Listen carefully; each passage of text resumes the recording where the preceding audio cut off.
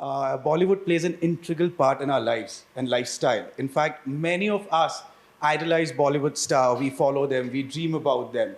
And that is what makes the publishers to go weak on knees for Bollywood or Bollywood-driven books. Because every one of us wants to know what's happening in the life of Bollywood star, their struggle, their lifestyle, what they do, how they have come up here. And I think so book is one of the best mediums, that is autobiography or biography, to know about the stars and their lives. And not only about the stars, but about what exactly Bollywood industry is all about. And to start with the discussion, my first question to the panelists here is, actually, is Bollywood writing picked up in the few years related to the authors or the titles or the readers? The simple answer is, I think, yes. Because if I categorize Bollywood writing into one, biographies or autobiographies, second is narrative nonfiction, and then books based on films, like a film book on Jane Bidoyaro or Diwar and all that. So if I take into the broad three categories, I think the bios and the celeb autobiographies, those have really picked up pace. They've picked up in quality and quantity both, with a lot of people getting into it. So I think the simple answer is yes. Well, it has picked up, no doubt. But yes and no, but I think they've picked up very badly. Really, in a very poor manner.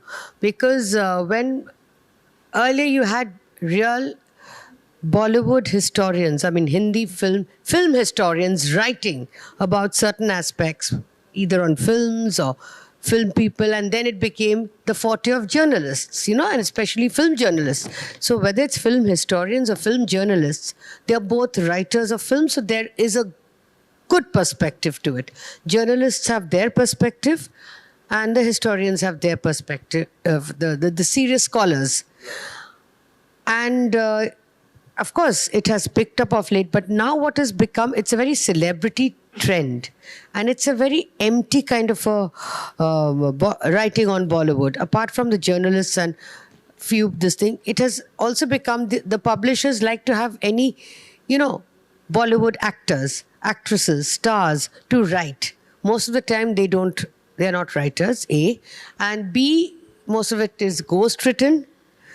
And most of it is not well researched. So, even if it has picked up, it's picked up because of a star name, but as far as quality is concerned, I think there's a certain deterioration over the years. I think what's happened is that there's a lot of erasing of history that's going on, and because we don't have enough authentic sources, there's, of course, the National Film Archive. Then there are a few, things like the old Film Indias, which also are quite angular, because Babu Rao Patil, I think, was one of the most angular film editors possible. And there are old magazines which, which you have to literally buy from Raddiwalas, But I think the problem really is that a lot of the history that's being written now, in the form of autobiographies, is somewhat one-sided, and it does not give you a true picture of really everything that was happening at that point.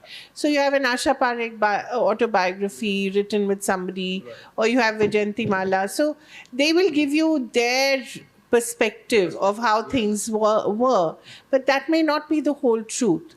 So for anyone who really wants to study cinema and wants to study how films were made, it's something that is very complicated. It's very few people like Balaji who will go to, who was the arranger of that song, who was the, the musician on the song, who sang it, who recorded it.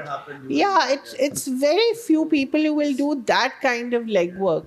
What's happened now is that, say, if there's a Rahul Ravel who assisted Raj Kapoor, chalo, let's get him to write a book. Or if there's,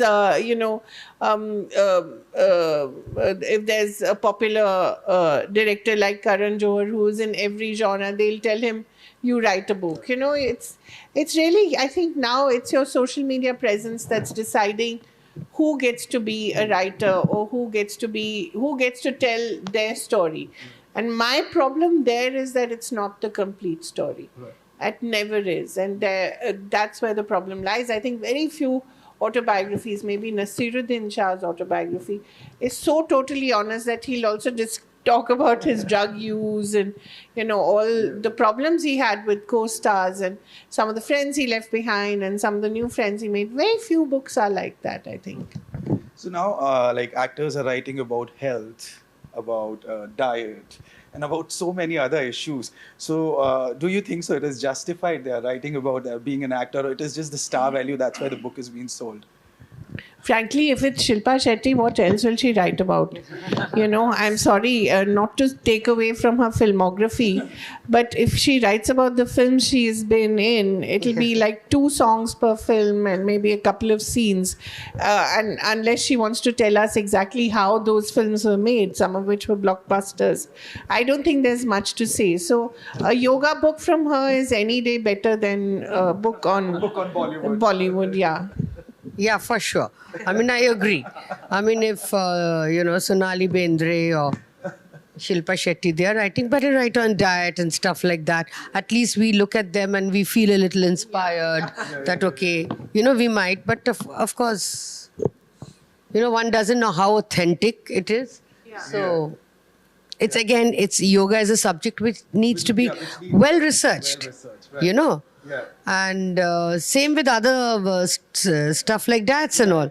So, they might just put these fancy ingredients which you and me will never or go have a hard time buying. Isn't it that they're just catching up with the fad? Like yoga is a fad, so they write a book on yoga, and then now mental health is a fad, so now they are writing about mental health. Right? Yeah. There's a recent book by Richa Chadda about Yeah. her, mental health problems. See, I'll tell you one thing. With Bollywood, what happens, we all say, oh, Bollywood. Yeah. It is actually Hindi film industry, which, a lot of people take objection to, including my husband. But then that name has just stuck. So, and Bollywood is like a distortion of the Hindi cinema.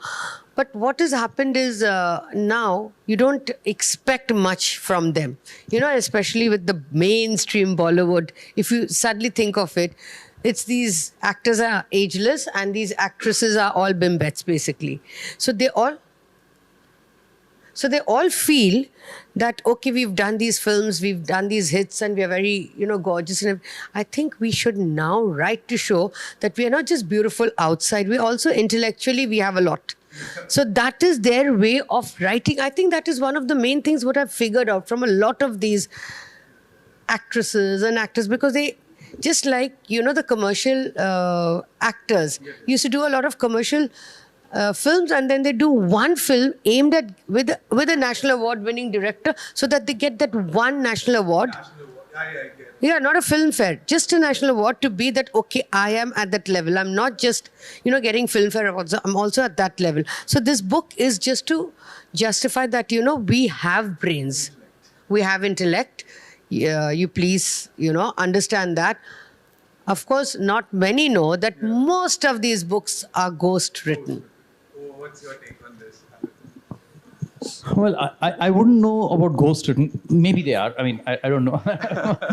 If it doesn't say anything, then maybe I don't know. Are people serious about knowing about Bollywood or Hindi films, as what Ananta and Kaveri said? In our age, in my growing up years, we used to be curious about KL Sehgal, Pankaj Malik, right? PC Borua.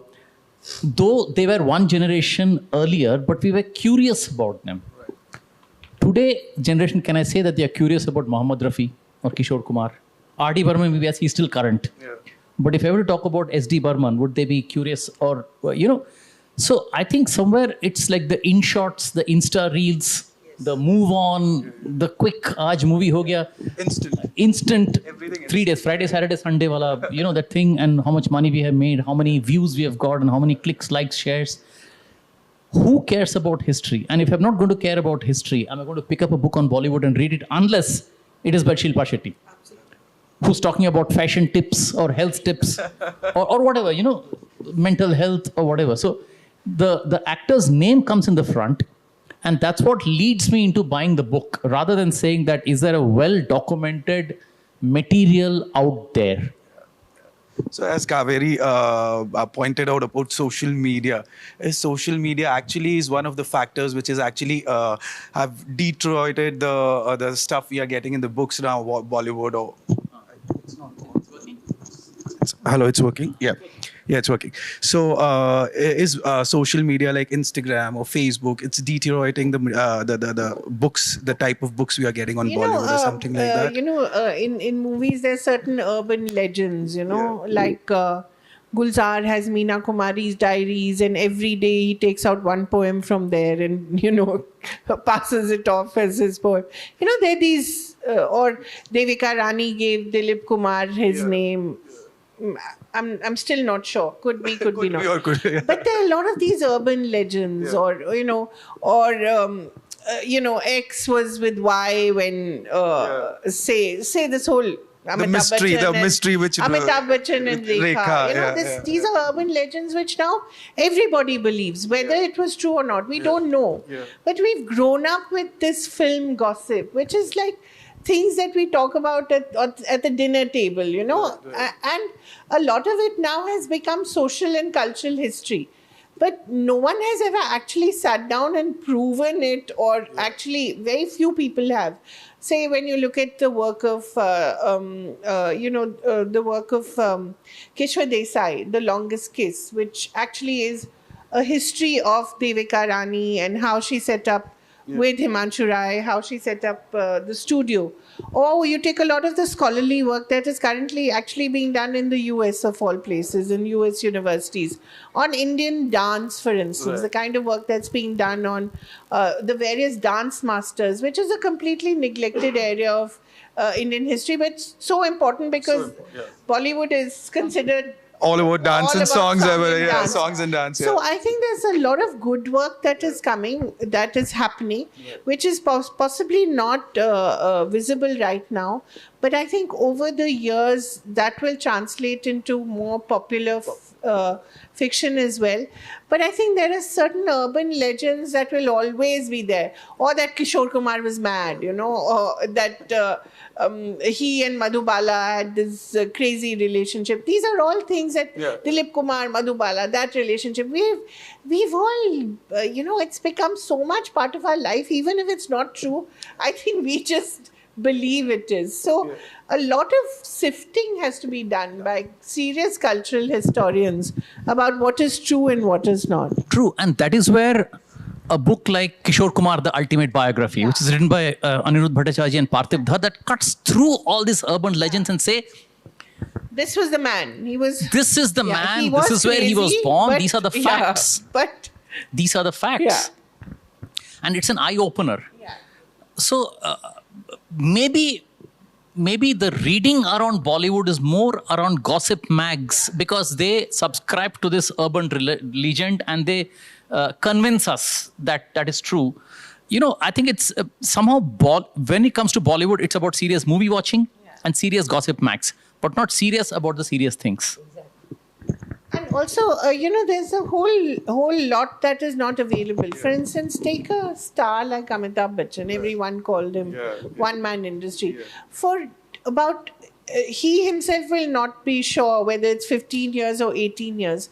But for 15 to 18 years, he did not speak to the film press. So there's not a mention of him in some film magazines. There may be a few stories in India Today or in Cine Blitz when he gave interviews. But there's an entire period of his life when he didn't speak to the film. So when his movies are flop or he's not coming in the movies, the stars are not coming, so people are not talking about them or not writing about them. No, but that was the time when he was at his peak. But if you start looking at the archives, you won't find any mention. Fine anyway. So, I mean, can you imagine some of the... he's possibly the biggest star India's seen. True. If you read just the film magazines, you'll think, hello, Mithun Chakrabarti was perhaps bigger than he was. So I think it's also the multiplicity of sources that you have to have. You have to do film magazines. People who are writing have to be serious about what they're writing. They have to go to the primary source. If the primary source is not available, go to secondary sources, but then go to scholarly writing, film writing, speak to people who were around that star. You have to do many levels of research, which not everybody can. So when we talk about research, which is like one of the most important thing about writing a book, and when it comes to Bollywood, obviously you need a lot of research about the star, about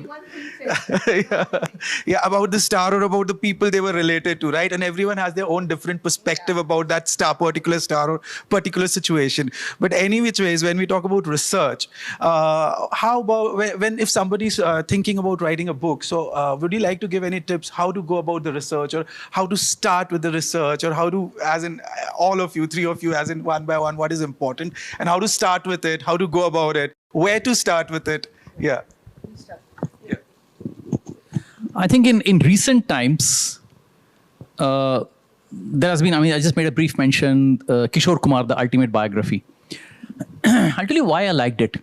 Because it goes right to the room where Kishore Kumar was born, the school, images of his college certificate, right? Those sorts of things. Now, research has to be research, impersonal, objective. I have to take off my fanboy hat, number one. Because otherwise, I'll be looking for what I'm trying to justify, right? It shouldn't be that. Yeah. So primary source, archival, and then go and interview people, because their own interviews 20 years ago may be different from the version what they're talking about right now. And at times, there may be two different versions. Was R.D. Burman and Asha Bhosle married?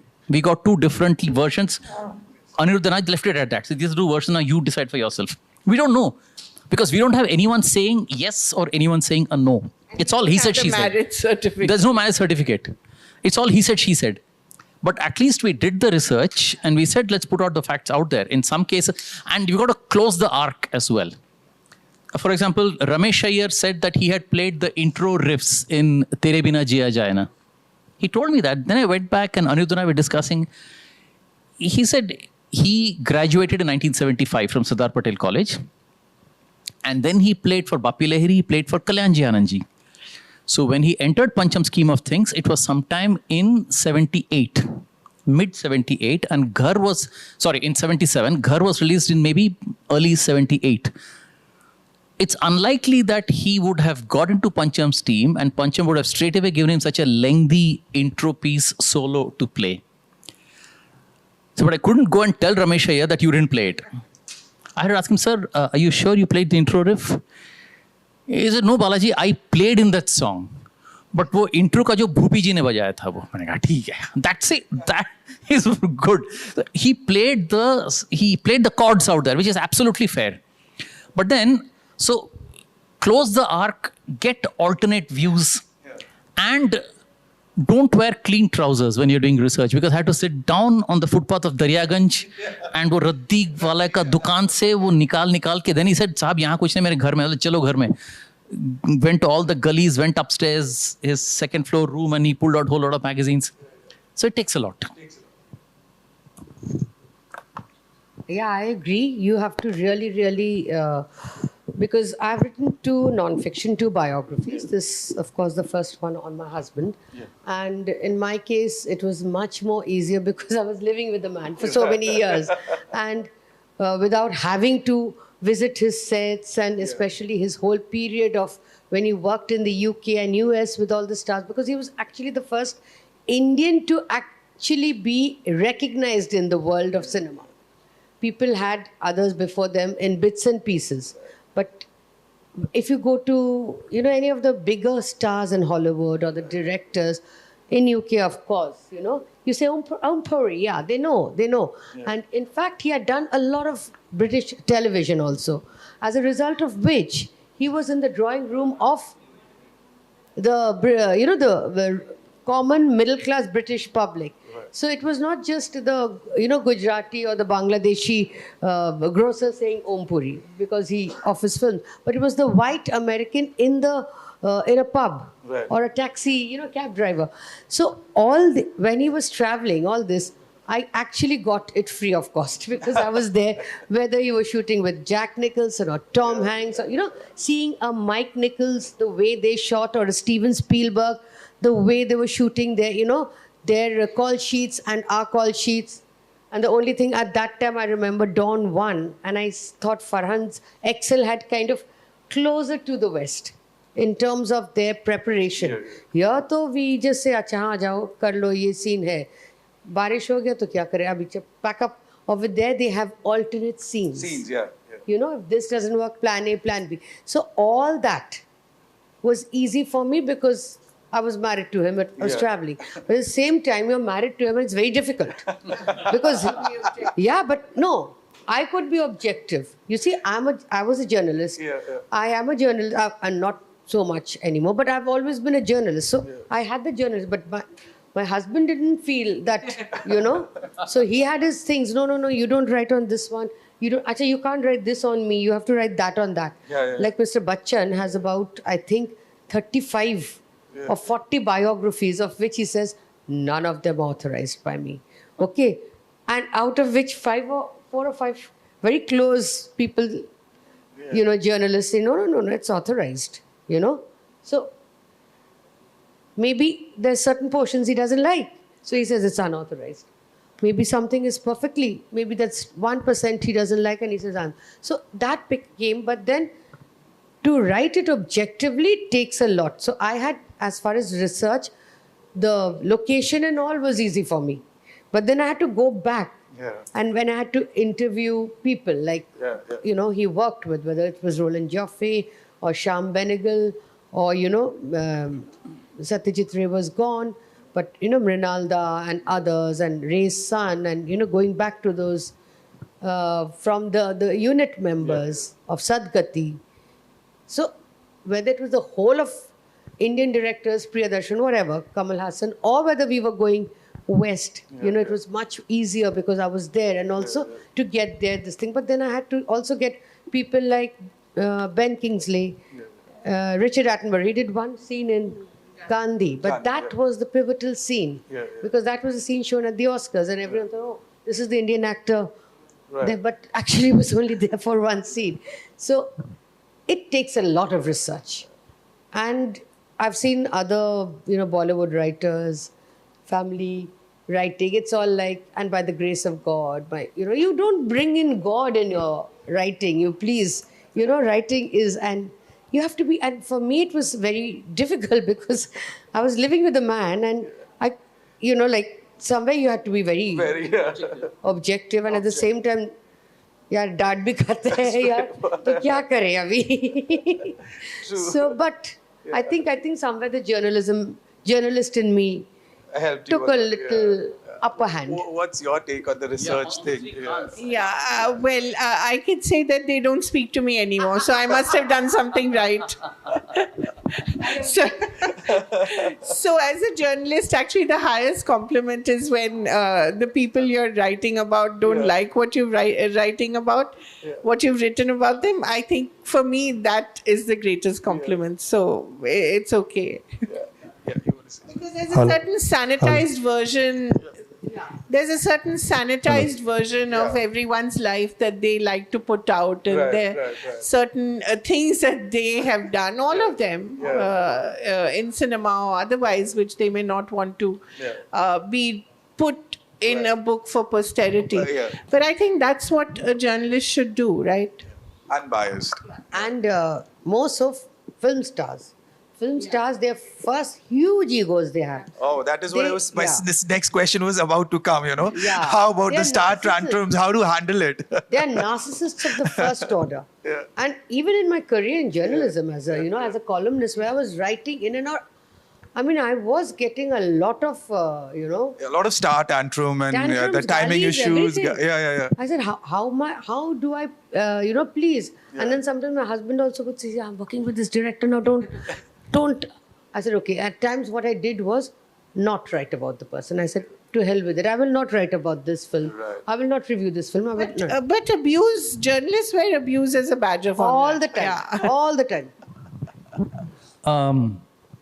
I'm lucky. I interviewed over 50 of the worst Characters. I can say that. As in, like, More people than dread 50 to do of that. them. Yeah. People dread to do that. Yeah, that's All like the a guys round of who- applause for it. Good guys, huh? Off screen, they were good guys.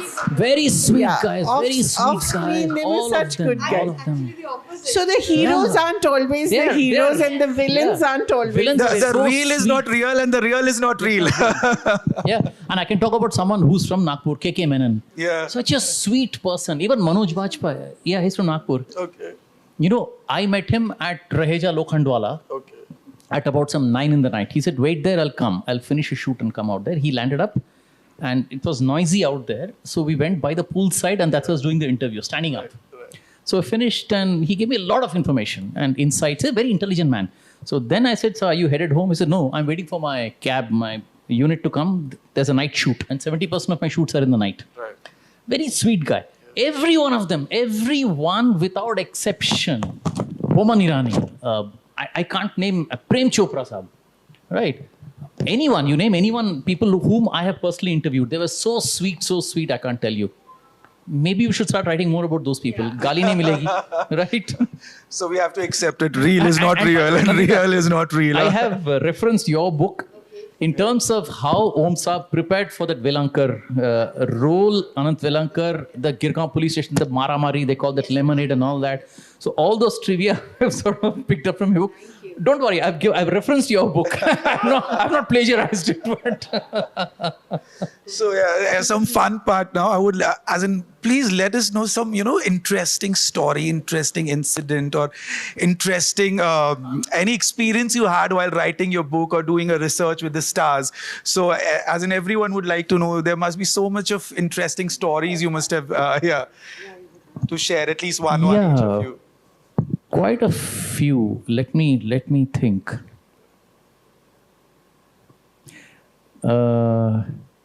In Ux, that 100 feet fall by Manoj Bajpayee and Amitabh Bachchan, which they did, it was actually done. Okay. He said, if Mr. Bachchan can do that, Right. then I can do it. I'm Okay. sure I can do it. Right? He felt the confidence. Second is, Danny and Amitabh Bachchan, they started pretty much around the same time, their careers. Okay. Right? Very good friends, but they had never acted in a scene together for 18 years. From the first time they acted together was in Agnipath. Okay. Yeah. Oh, that's like. Yeah. Yeah. No, not this Agnipath. Yeah, the but old still, Agnipath, yeah, but 89. still they had like, that's the original one, I know, yeah, but still that's like too late to, as in they've been working together from since. Right. So 18 years, because what happened is Danny had asked for the dialogues and the assistant director had forgotten to give it, and he lost his cool. Yeah. I wanted to prepare, and where is it? So there was a knock on the door. He opened, and it was Mr. Bachchan standing out there. He said, "What happened? Why are you losing your cool?" No, sir. I have the dialogues. I have a copy. Chalo, let's rehearse together. So he said his calmness, his calm demeanor sort of assuaged me. And he said, Balaji, is the first time in 18 years that we've acted together in a scene. Yeah. I said, no, you acted in Andha Kanun, but we didn't act together in a scene, right? It was shot differently. One never realizes this unless someone points it out. So quite a few things. And even Boman Irani, he actually showed me the way a football coach walks in that movie Goal. When he's there, when the game is going on, he's shouting and screaming and yelling and tearing his hair out. When the match is over, he suddenly puts on a very gentlemanly look. He walks and shakes hands with all the opponent players one by one. He said, I have observed it and I tried to copy that. Okay. And he also narrated Method something about acting, I can say that. the last scene in Dawn, the fight scene between Shah Rukh Khan. Maybe I'll leave it for the book. So how that scene happened and why Bowman kept on hitting Shah Rukh without even stopping. A lot of stories like that. I mean, So that it's is so what much fun to interview them. That is all the stories we actually got to get in your book, right? Right. About any incident you want to please. share, any I'd love to story, hear. any experience you want to share. There are millions of incidents. I mean, with whether it was. Your favorite. No, I'm going to read a bit Sure. from my book. It's called Jaane Bhi Do Yaro. Okay. Huh? Awesome. And it That's- is hilarious. That's one of my favorites, yeah. Yes. And I'd given this for, what's the No. The guy who wrote the book on Janavi Yaro, he's put it. Okay. Jay Arjun Singh. Jay.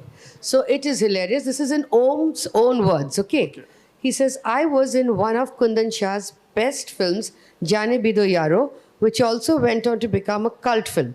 Kundan is a bit of a scatterbrain and looks a little lost on the sets. He exudes a kind of nervous energy, but the nice thing about him is that he trusts the actors and lets them improvise. He does not go strictly by the rule books. The film was made on an extremely low budget. So low that I think the cost of, someone told me the entire cost of Bisleri water during City of Joy, 1993 was 5 lakhs. That was the budget of the film. Oh, wow. Yeah. Awesome. So, That's a fact. so low that the food came from Kundan's house. His wife cooked with the help of 2 bais, and I remember there would be dudhi, curry and aloo sabzi almost every day. He rarely wanted to break for lunch as time was money, and if he did, he would pick up his plate while the last shot was being taken, and after announcing action, he would start filling up his plate. By the time he said cut, he would start eating. While the shot was being... no, I've got this new chashma and I can't see.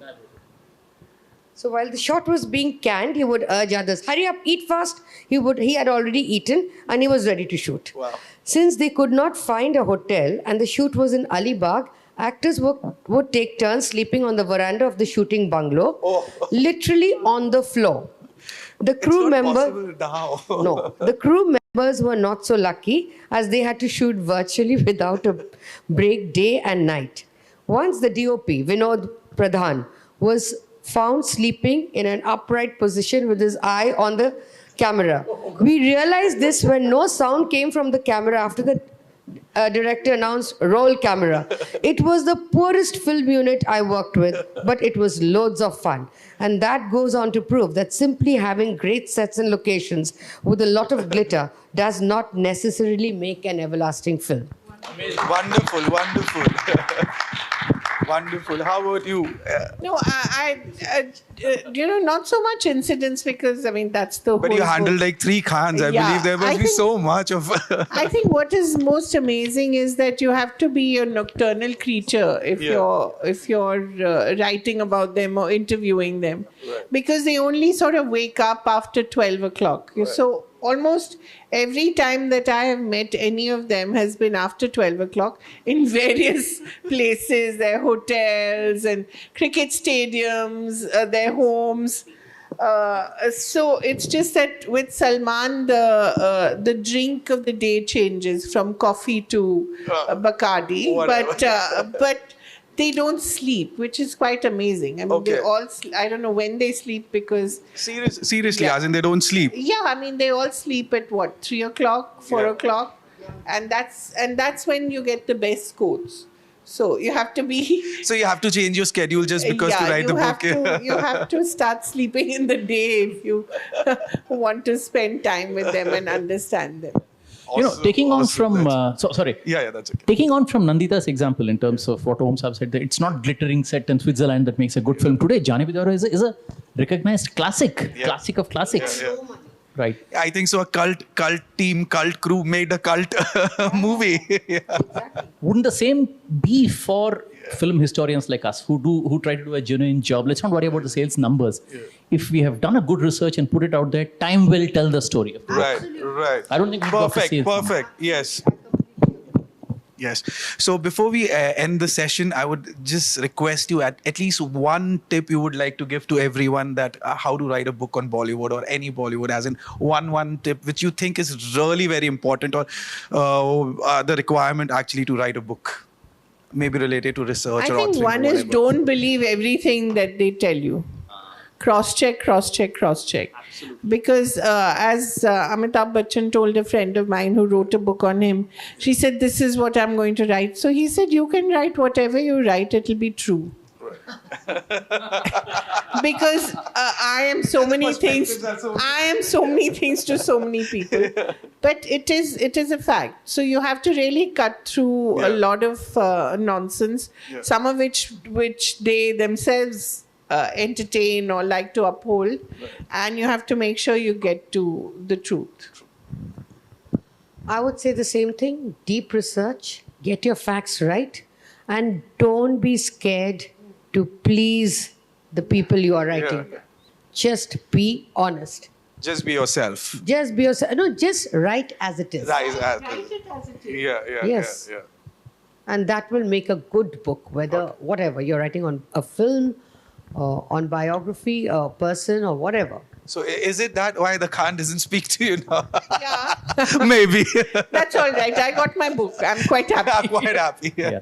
No, I agree with Kaveri and Nandita. Research. Research, Cross-check. Assume that what you've written is only 50% accurate. Go back and check it. After every churn, you'll find it improving by 10%. You'll still never reach 100%. Right. Second, people want to read a story. Make the story interesting. Try to tell it as a story, right? There, a help of a good editor comes in. Right. A good commissioning editor will look for a strong story. Is it something new?